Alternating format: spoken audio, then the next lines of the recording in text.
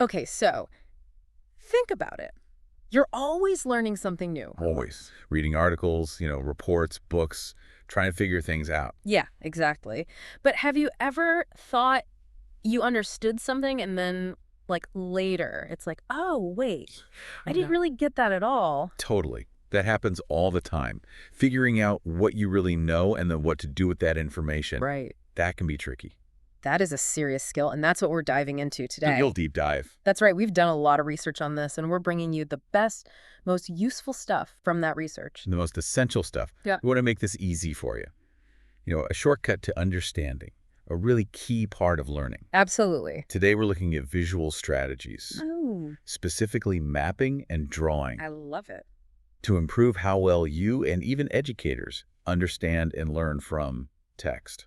And decide what to do next, which is huge. Right. It's not just about understanding. It's about knowing what to do with that understanding. Yeah. So the basis of our deep dive today is this really fantastic review article. It's called Mapping and Drawing to Improve Students' and Teachers' Monitoring and Regulation of Students' Learning from Text. Catchy title. Yeah, right. It's by Janik van de Pol, Mariette van Loon, Tamara van Gogh, Sophia Brauman, and Aniek de Bruin. And it was published in Educational Psychology Review in December 2020. So they know what they're talking about. Oh yeah, these are the experts. All right, so what is the mission of this Right. deep dive? Our goal today is to pull out the core ideas from this research and show you how these visual tools, mapping and drawing, can be so powerful for really understanding and learning from what you read. Love it. We'll look at how these techniques can make comprehension more visible and manageable, both for people who are learning and the people who are teaching them. All right, so let's jump right in. This review starts by talking about a really common problem, and that is that we're often not very good at knowing if we really understand something. Right. They call this monitoring accuracy. So why is that so important? Why should you care about that? Monitoring accuracy is super important because it's the foundation for good learning, for effective learning, and taking control of your own learning. So it's metacognition, like thinking about thinking. Exactly. If you're not aware of what you don't know, how can you figure out what to study more or where to focus your attention? Right. That makes total sense. And the research points out that this isn't just a problem for students, even teachers Okay. can have trouble accurately judging whether someone else understands something. Oh, absolutely. So what are some examples of these misleading cues? So we often rely on things like, well, how long is the text? Or how easy does it feel to read when I'm first going through it? Even how much effort did I put in at the very beginning? And these keys can be really misleading. Yeah, Researchers call these low diagnosticity cues. I like that word. Yeah, it's a fancy way of saying they don't really tell us much about whether we've truly understood the text. But how do maps and drawings help us use better cues? Okay, this is where it gets really cool. The researchers highlight the power of what they call generative activities. Generative. Generative. These are tasks where you actively create something based on the text you've read. Like making something. Right. And the act of creating, of generating something, can make those really helpful, truly diagnostic cues much more apparent. And the focus of the review is on two specific types of generative activities, mapping and drawing. So when they say mapping, what do they mean? Mapping here refers to taking information from a text and arranging it visually using words and connections. Okay. So you might think of concept maps Mm-hmm. or diagrams, Mm-hmm. and you can see how different ideas relate to each other. Got it. And then drawing is about actually creating pictures Sure. or visual representations of the information. That makes sense. So it's not just passively reading words on a page.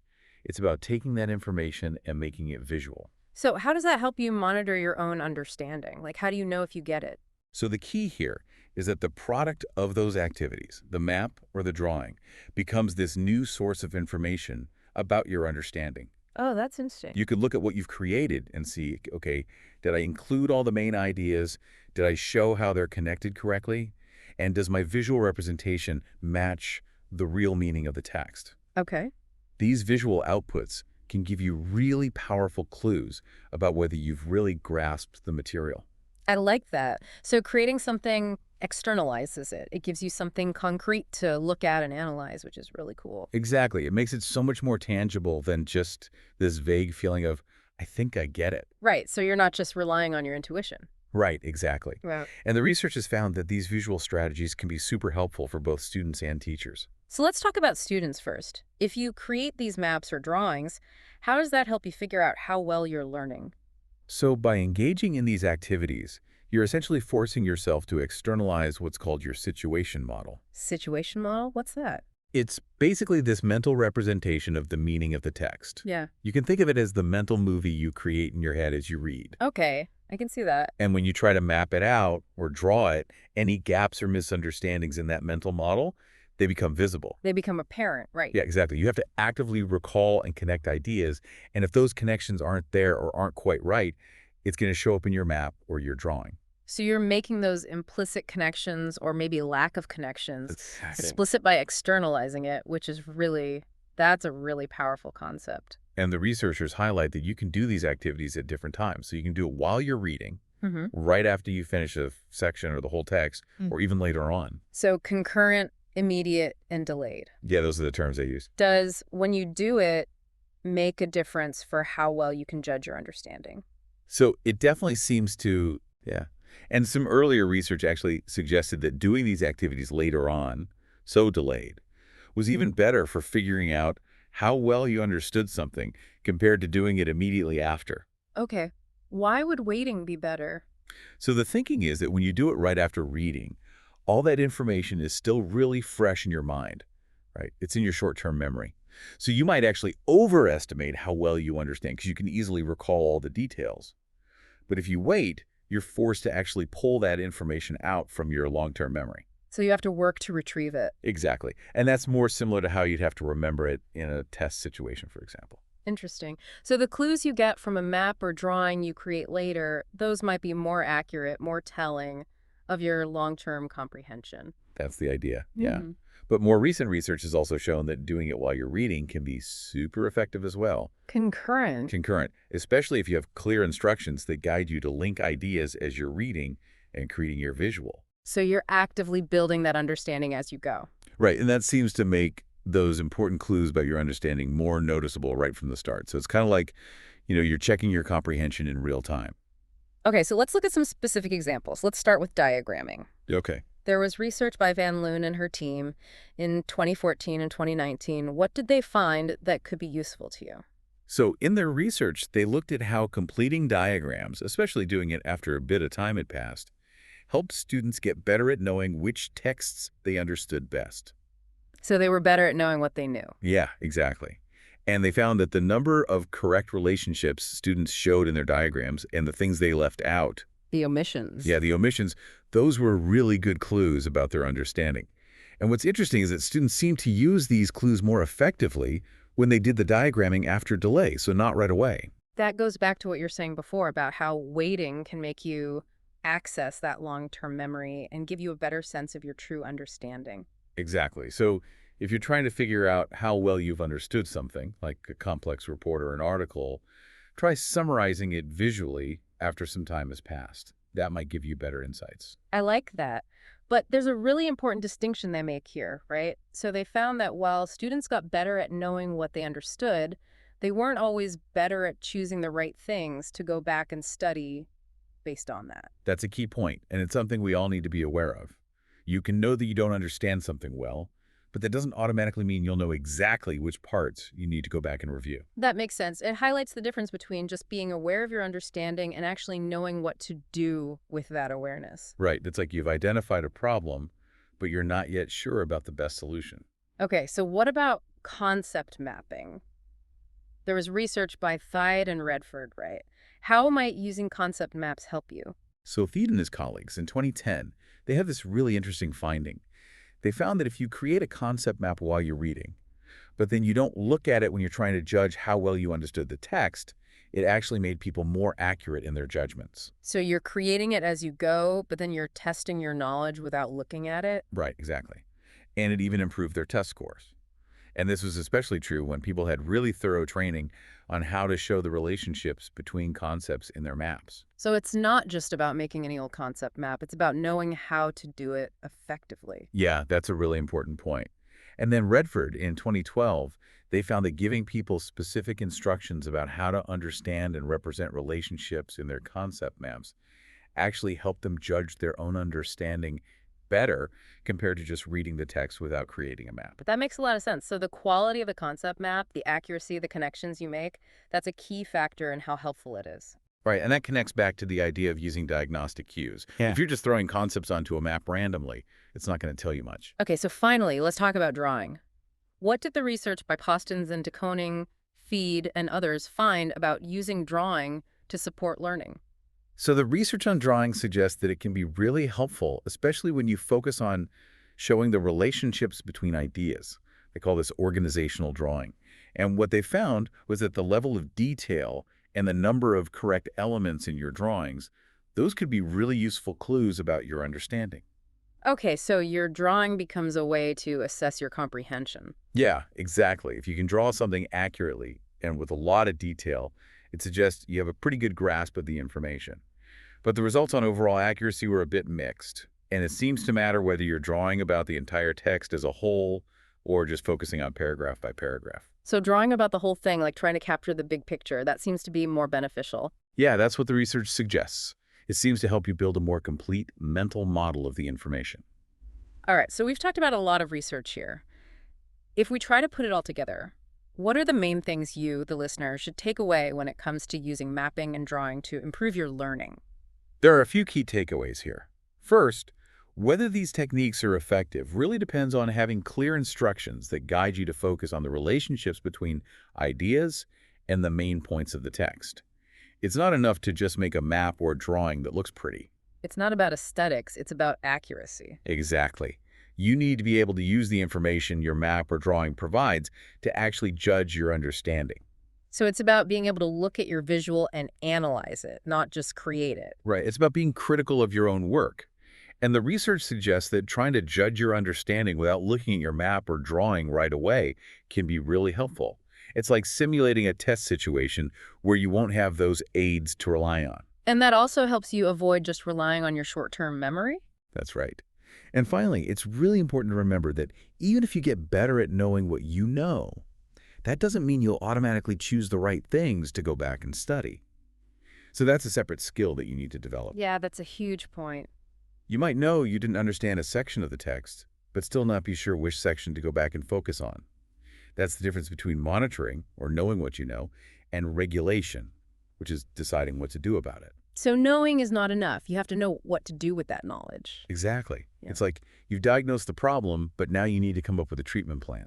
Okay, so let's shift gears a little bit and talk about teachers now. How can teachers use these maps and drawings that their students create to get a better sense of their students' understanding? So the researchers talk about the generation paradigm for teachers. Okay, what's that? This is where teachers look at the work their students create, like diagrams, to assess their understanding and make decisions about which students might need more support or different instruction. So it's about using student work as a diagnostic tool. Exactly. Mm-hmm. And there was a really interesting study by Van de Poel and her colleagues in 2019 that looked at this specifically. Okay, what did they find? They found that teachers who looked at completed diagrams or drawings made more accurate decisions about which students needed to go back and study certain material, even if their overall ability to judge students' comprehension wasn't significantly better. So the visuals help them target their support more effectively, even if their overall judgment accuracy wasn't perfect. Exactly. It gave them more specific information to work with. And then there were some really interesting follow-up studies on this as well. Oh, what did those reveal? So these follow-up studies, they highlighted a couple of really important things for teachers. Okay. The first is that teachers sometimes misinterpret the clues in student work. So just seeing a diagram isn't a foolproof way to know what a student understands. Right. Teachers really need to understand what the different parts of the diagram mean in relation to comprehension.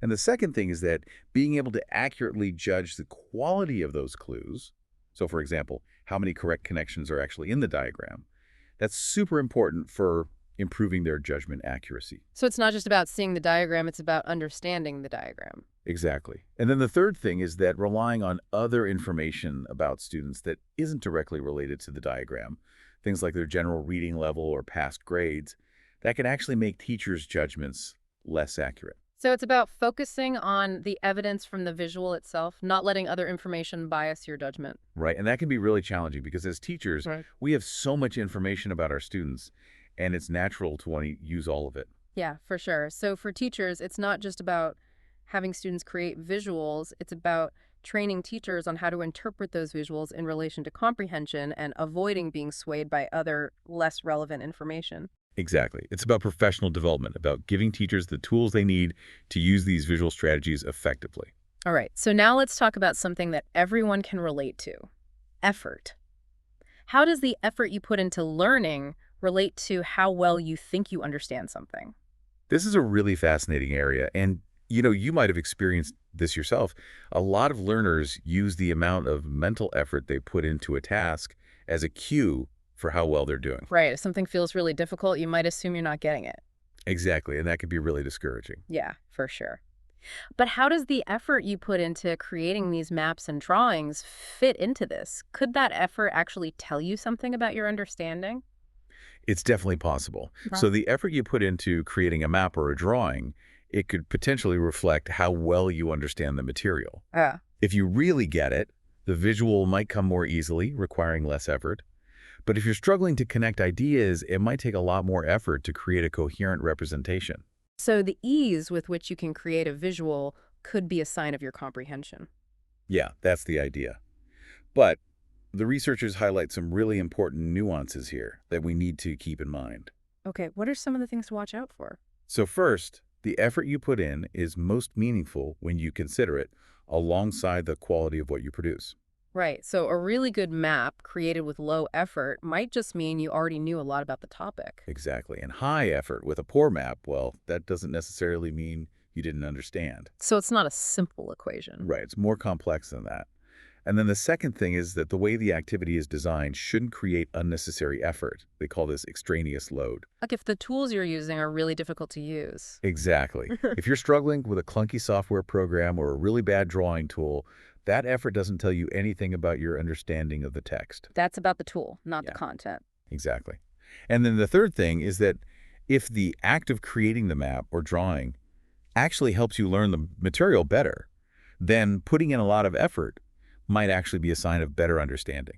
So in that case, effort is a good thing because it's leading to learning. Right. It's like you're recognizing that the effort is worthwhile because it's helping you make sense of the information. I remember actually when I was in grad school, I was studying this really dense topic, Uh-huh. and trying to create a mind map of it was really challenging. It took a lot of effort, Yeah. but the effort I put in actually helped me understand the concept so much better. It forced you to really engage with the material. Exactly, and that's the kind of effort that can be really beneficial. So the takeaway is that effort can be a useful cue, but it's not always straightforward. You need to consider the context and the quality of the product. Exactly. And there were a couple of studies that looked at effort and drawing specifically, one by Costens and de Koning and another by Schleinschach and colleagues. Okay, and what did they find that could be helpful for you, the listener? So Costens and de Koning found that students who spent more time drawing, they reported putting in more mental effort, but that didn't directly translate to how well they thought they learned. So more effort didn't necessarily equal more learning. Right. But it did seem to affect their decisions about whether to go back and study something more. Interesting. So effort might influence your study choices even if it doesn't directly predict your comprehension. And then Schleinschach and his team found that when students felt like they put in a lot of effort, they actually judged their learning as lower, which kind of goes back to that initial idea that if something feels hard, we tend to assume we're not doing as well. Yeah, so the relationship between effort and understanding is more complex than we might think. It's not just a simple equation. So what are some of the big unanswered questions and future directions in this field that could eventually lead to even more effective learning strategies for you? So the review highlights three main areas that researchers are really focusing on right now. The first is understanding cue diagnosticity better. Researchers are starting to realize that what's a good indicator of understanding might be different for different people and for different types of material. So they're looking for more personalized approaches to figuring out which cues are most helpful for each individual. So it's not one size fits all. Right, exactly. And then the second area is cue utilization. It's not just about knowing which cues are important. It's about understanding how people actually use those cues when they're making judgments about their learning. So it's about the process of interpreting and using those cues. Exactly. They're using techniques like having people think aloud while they're learning and tracking their eye movements to try to understand this process better. Wow, that's really getting into the nitty-gritty. Yeah, it's really fascinating research. And then the third area is effort. They're really trying to understand when and how the effort you put into learning activities can be a reliable signal of your progress and how to help people interpret that effort more effectively. So they're trying to unravel the mysteries of effort. Yeah, because it's clearly an important factor, but it's a really complicated one. All right, so to wrap it all up, what are the key things you, the listener, should remember from our deep dive into this research on mapping and drawing? I think the big takeaway is that creating maps and drawings can be super powerful tools for learning because they make your understanding visible. You're externalizing it. Exactly. You're giving yourself concrete things to look at and analyze. And that can provide you with valuable clues about what you know and what you don't know. But remember, just creating them isn't enough. Right, it's not magic. You need to have clear guidance on how to use them effectively. You need to be able to critically examine the information they provide, and you even need to be aware of how your perception of effort might be influencing your judgments. So it's about using these tools strategically and thoughtfully. Right. And for teachers, these visual products can offer really important insights into how their students are understanding the material. But again, it's crucial to interpret them carefully and with awareness of potential biases. It's about being a critical consumer of information, whether you're a student or a teacher. Absolutely. And it's about recognizing that learning is an active process. So this deep dive has given you a really good overview of some of the key ideas about how people learn from text. It's packed with insights that might surprise you and some really practical tips that you can try out. And it really highlights that learning is not just about passively absorbing information. It's about actively engaging with it, representing it in different ways, and using those representations to guide your learning. Exactly. So here's a final thought for you to ponder. Think back to a time when you struggled to understand something you were reading. How could creating a simple map or drawing have helped you see where your understanding was breaking down? What specific clues might that visual have provided? And how could you have used those clues to make your learning more effective? We encourage you to experiment with these techniques and pay attention to how they change your approach to learning. Thanks for joining us for another deep dive. See you next time.